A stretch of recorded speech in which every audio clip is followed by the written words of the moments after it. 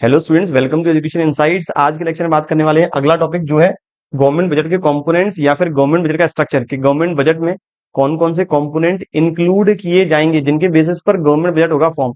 लेकिन ये डिस्कस करने से पहले एक बार वापस डेफिनेशन रिकॉल करें गवर्नमेंट बजट की। एक ऐसा स्टेटमेंट जिसके अंतर्गत गवर्नमेंट आने वाले समय में, आने वाले फिस्कल ईयर में जो स्टार्ट होगा 1 अप्रैल से खत्म होगा 31 मार्च को, उसके दौरान कितना पैसा जनरेट करेगी, कितना रिसीट्स रिसीव करेगी जो प्रेजेंट करते हैं फाइनेंशियल बिल के थ्रू, और कितना खर्चा करेगी जो प्रेजेंट करते हैं एप्रोप्रिएशन बिल के थ्रू।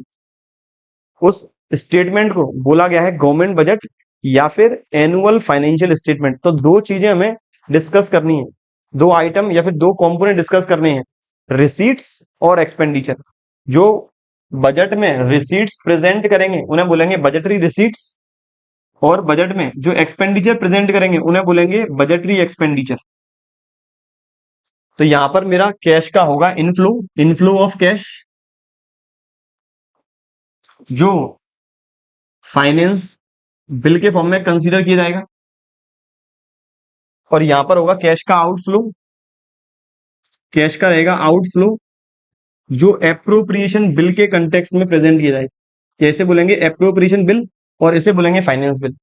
गवर्नमेंट जो भी रिसीट्स जनरेट करेगी, जो भी पैसा रिसीव करेगी, पैसा रिसीव कर सकती है दो माध्यम से। एक तो है रेवेन्यू रिसीट और दूसरा है कैपिटल रिसीट। पहला रिसीट का टाइप है रेवेन्यू और दूसरा है कैपिटल। ऐसे ही एक्सपेंडिचर जो है, एक्सपेंडिचर भी दो कैटेगरी में क्लासिफाइड है, रेवेन्यू और कैपिटल। रेवेन्यू रिसीट और रेवेन्यू एक्सपेंडिचर, रेवेन्यू रिसीट और रेवेन्यू एक्सपेंडिचर ये कंसीडर किए जाते हैं रेवेन्यू बजट में, और कैपिटल रिसीट और कैपिटल एक्सपेंडिचर ये कंसीडर किए जाएंगे कैपिटल बजट के अंदर। तो रेवेन्यू हो या कैपिटल रिसीट हो, इन दोनों की रिसीट से गवर्नमेंट का कैश इनफ्लो होगा, पैसा आएगा। और एक्सपेंडिचर चाहे रेवेन्यू नेचर का हो या कैपिटल नेचर का हो, यहां से पैसा जाएगा। अगली बात जो की जाए, अब बात करें डिटेल में कि रिसीट्स और कैपिटल, रिसीट्स और एक्सपेंडिचर की प्रॉपर डेफिनेशन क्या होगी। तो सबसे पहला है रिसीट के अंदर रेवेन्यू रिसीट, या पहले बजटरी रिसीट की डेफिनेशन क्या है। Receipts leads to cash inflow और money receipts during fiscal year. मैंने कैश इनफ्लो का मतलब बता दिया है, मैंने फिस्कल ईयर का मतलब बता दिया है। From all the sources of government, सारे गवर्नमेंट के सोर्सेज के अकॉर्डिंग। अब इस डेफिनेशन को आगे डिस्कस करने से पहले मैं एक सिंपल एग्जांपल की बात करूं। एक दुकान के कंटेक्स्ट में, मैंने आज एक दुकान ओपन की रेडीमेड गारमेंट्स की। मैं उस बिजनेस में, उस दुकान के अंदर मुझे कहां कहां से पैसा रिसीव हो सकता है। मैं पैसा रिसीव कर सकता हूं पहला उस दुकान के माल को बेचकर, दूसरा मैं पैसा रिसीव कर सकता हूं लोन पर लेकर, मतलब मैंने किसी से पैसा उधार ले लिया तो मेरे लिए तो कैश इनफ्लो ही हुआ। एक जगह जहां मैंने माल बेचा, जहां मैंने अपने गुड्स ऑफर किए कस्टमर्स को, उनसे पैसा रिसीव किया, वहां मेरी एसेट्स और लाइबिलिटीज में कोई भी चेंजेस नहीं आएंगे। लेकिन दूसरी जगह जैसे ही मैंने लोन लिया, मेरी लाइबिलिटी बढ़ना स्टार्ट हो गई। ऐसे ही गवर्नमेंट जो भी रिसीट्स जनरेट करेगी, जिससे गवर्नमेंट की एसेट और लाइबिलिटी स्टेटस पर कोई भी इफेक्ट नहीं पड़ेगा। ना गवर्नमेंट की एसेट्स होंगी डिक्रीज, ना लाइबिलिटी होगी इंक्रीज। वापस एग्जांपल की बात करें तो मैंने जो बिजनेस ओपन किया था, मैं पैसा एक जगह लोन पर ले सकता हूं, माल बेचकर पैसा रिसीव कर सकता हूं। इसके अलावा मेरे रेडीमेड गारमेंट्स में जो दुकान के अंदर कुछ फर्नीचर है, इस फर्नीचर को बेचकर भी पैसा रिसीव किया जा सकता है। तो फर्नीचर बेचूंगा कैश आएगा, लोन लूंगा तब भी कैश आएगा। लेकिन इन दोनों से, फर्नीचर बेचने से मेरी एसेट्स होंगी कम, लोन लेने से मेरी लाइबिलिटी होगी इंक्रीज। तो ऐसी रिसीट्स जिनसे एसेट्स गिरती है या फिर लाइबिलिटी बढ़ती है, उन्हें बोलेंगे कैपिटल रिसीट्स। और ऐसी रिसीट्स जिनसे एसेट और लाइबिलिटी पर कोई भी इफेक्ट नहीं आएगा, उन्हें बोला गया रेवेन्यू रिसीट्स।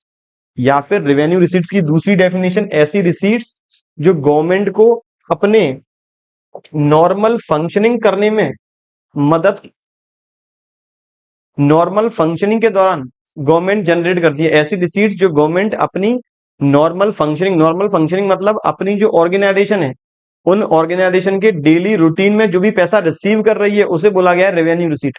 एक बार देखें वापस रेवेन्यू रिसीट की definition, those money receipts of the government which neither create any liability or decrease in the asset of the government, it is also known as non redeemable।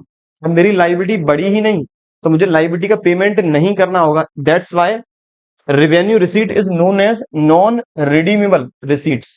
दो type की है revenue. अब government दो तरफ से receipts generate कर सकता है रेवेन्यू के अंदर, पहला है टैक्स रेवेन्यू और दूसरा है नॉन टैक्स रेवेन्यू। गवर्नमेंट जितनी भी रिसीट्स रेवेन्यू के अंदर जनरेट करती है वो दो फॉर्म में होंगी, एक तो टैक्स और दूसरा है नॉन टैक्स। जैसा कि हम जानते हैं गवर्नमेंट की जो मेजर इनकम है वो टैक्स के फॉर्म में ही, लेकिन टैक्स के अलावा गवर्नमेंट जहां जहां से इनकम जनरेट करेगी वो हम रखेंगे नॉन टैक्स रेवेन्यू रिसीट के अंदर। तो पहली बात की जाए टैक्स रेवेन्यू रिसीट की, तो ऐसी रेवेन्यू रिसीट्स जो टैक्स के फॉर्म में जनरेट होगी उन्हें बोला गया टैक्स रेवेन्यू रिसीट। और टैक्स रेवेन्यू रिसीट्स दो कंटेक्स्ट में गवर्नमेंट रेज कर सकती है, रिसीव कर सकती है, पहला है डायरेक्ट टैक्स और दूसरा है इनडायरेक्ट टैक्स। बात करें टैक्स की, पहला डेफिनेशन क्या है, taxes are the compulsory payments to the government household to the government by household and forms. Taxes जो कंपल्सरी पेमेंट है करने ही करने होंगे, यूनिलेटरल ट्रांसफर माने जाते हैं और ये पेमेंट होगा गवर्नमेंट को हाउस होल्ड और फॉर्म्स के द्वारा। यूनिलेटरल इसीलिए क्योंकि टैक्सेस पेड करने के कंटेक्स्ट में ये गवर्नमेंट से कोई भी एक्सपेक्टेशन नहीं कर रहे हैं कि गवर्नमेंट हमें इसके बदले में क्या देने वाली है। आगे कहता है टैक्सेस दो कैटेगरी में डिवाइड है, नंबर वन है डायरेक्ट, नंबर सेकंड है इनडायरेक्ट टैक्स। तो डायरेक्ट टैक्स हमेशा याद रखेंगे ऐसा टैक्स जो इनकम पर अप्लाई होगा या फिर ऐसा टैक्स जो लोगों की प्रोग्रेस के ऊपर डिपेंड करता है। लोगों की जैसे जैसे प्रोग्रेस होती जाएगी, लोगों की इनकम जैसे जैसे बढ़ती जाएगी, ये टैक्स रेट भी बढ़ती जाएगी, उसे बोला गया डायरेक्ट टैक्स। इसीलिए डायरेक्ट टैक्स को प्रोग्रेसिव टैक्सेस का नाम भी दिया गया। Direct tax are also known as progressive taxes because as long as income of the people rises tax rate of progressive taxes rises. जैसे जैसे इनकम, अगर बात करें हिंदुस्तान में इनकम टैक्स रेट स्लैब की, तो जिन लोगों की इनकम 5 लाख तक है इन्हें कोई भी टैक्स पेड करने की रिक्वायरमेंट नहीं है, लेकिन जैसे ही इनकम 5 लाख से ऊपर होगी तो लोगों को टैक्स पेड करना होगा पिछले 2.5 लाख पर। पिछले 2.5 लाख मतलब 5 लाख से पिछले 2.5 लाख हैं उस पर टैक्स की रेट 5% और अगले 5 लाख पर टैक्स की रेट 20%। इनकम 10 लाख से ऊपर है तो 10 लाख से ऊपर जितनी भी इनकम रहेगी उस पर 30% टैक्स रेट। तो इसका मतलब बच्चों की तैयारी को और बेहतरीन बनाने के लिए एक कॉम्प्रिहेंसिव बुक लेकर आए हैं, क्वेश्चन बैंक विद सॉल्यूशन, जिसमें आपको अकाउंटेंसी, इकोनॉमिक्स, बिजनेस इससे रिलेटेड पिछले 10 से 15 साल के एग्जामिनेशन वाइज क्वेश्चंस आपको मिलने वाले हैं जो हमने कवर किए यहाँ चैप्टर वाइज। और इकोनॉमिक्स और बिजनेस की तैयारी अच्छी करने के लिए हमने अलग से चैप्टर वाइज क्वेश्चंस भी कवर किए हैं जिसमें आपको वेरी शॉर्ट, लॉन्ग और मल्टीपल चॉइस क्वेश्चन के फॉर्म में बहुत सारे क्वेश्चंस मिलने वाले हैं। प्लस इस बुक के अंदर हमने 6 मॉडल टेस्ट पेपर भी कवर किए हैं आपकी तैयारी को और अच्छा करने के लिए। इस बुक को परचेज करने का लिंक नीचे दिया हुआ है, आप अमेजॉन या फिर हमारे एप्लीकेशन से डायरेक्ट से परचेज कर सकते हैं या फिर इसे आप हमारे हेल्पलाइन नंबर 7877201323 से भी परचेज कर सकते हैं। Thank you.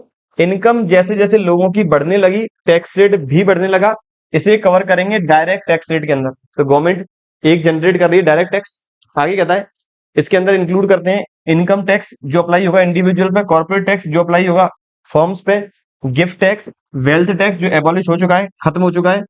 आगे कहता है also burden of direct tax can not be shift to the others. इस लाइन का मतलब समझ में आएगा जब इनडायरेक्ट टैक्स पढ़ेंगे। मैंने डायरेक्ट टैक्स की बात कर ली, ऐसे टैक्स जो लोगों की इनकम से संबंधित है। दूसरा इनडायरेक्ट टैक्स, ऐसे टैक्स जिन्हें लोगों की इनकम से कोई भी मतलब नहीं है, लोगों की इनकम चाहे बढ़े या गिरे इन टैक्सेस की रेट हमेशा रहेगी फिक्स्ड।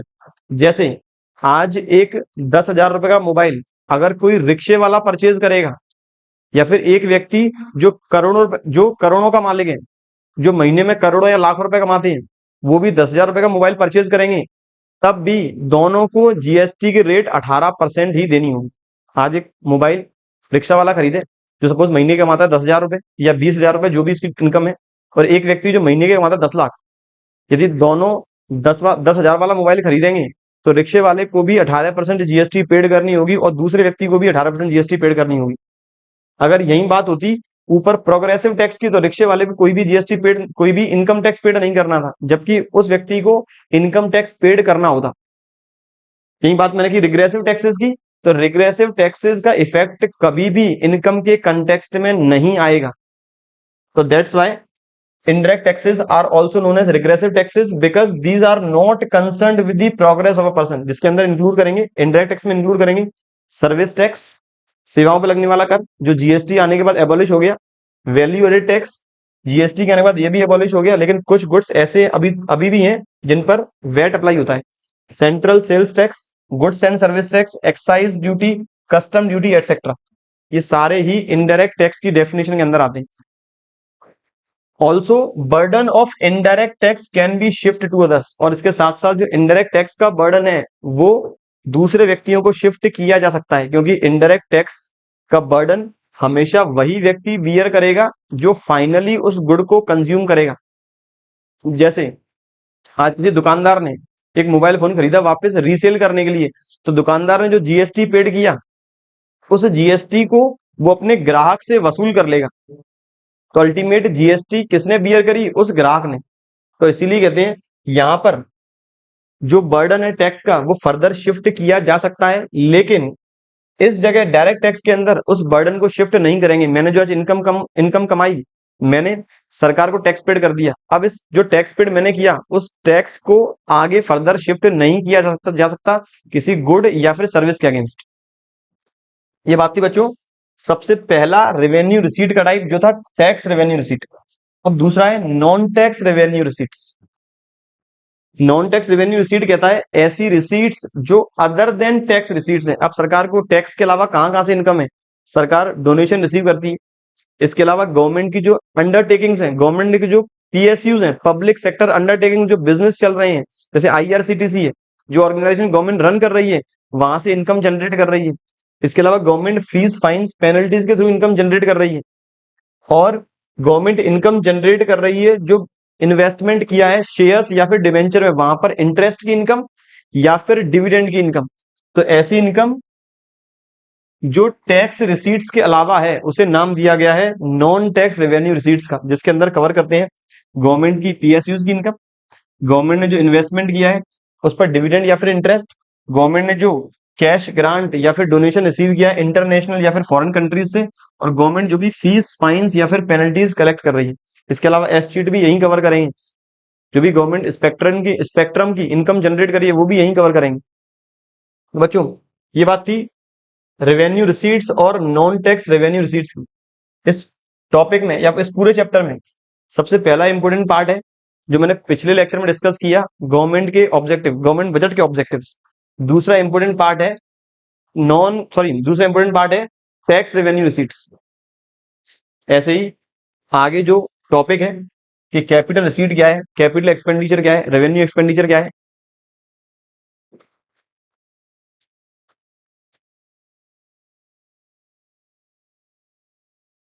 अब अगली बात करते रिसीट के बाद। मैंने रिसीट में एक पार्ट पढ़ लिया है रेवेन्यू। अब बात करें आज के लेक्चर के आखिरी टॉपिक की जो है कैपिटल रिसीट। अब कैपिटल रिसीट क्या है, डेफिनेशन की बात कर चुके हैं। ऐसी रिसीट्स जिनसे लाइबिलिटी बढ़ती है, एसेट्स होती है कम, उन्हें बोला गया कैपिटल रिसीट, जिसके अंदर इंक्लूड करेंगे जो गवर्नमेंट ने लोन लिया है, गवर्नमेंट लोन आरबीआई से ले सकती है, गवर्नमेंट लोन पब्लिक से ले सकती है, गवर्नमेंट लोन ले सकती है फॉरेन कंट्रीज से या फिर इंटरनेशनल बॉडीज से। तो it includes when government takes loan from the public RBI और foreign countries international organisation, it leads to rise in liability of the government, क्योंकि गवर्नमेंट को ये लोन फर्दर रीपेड करने हैं आने वाले समय में।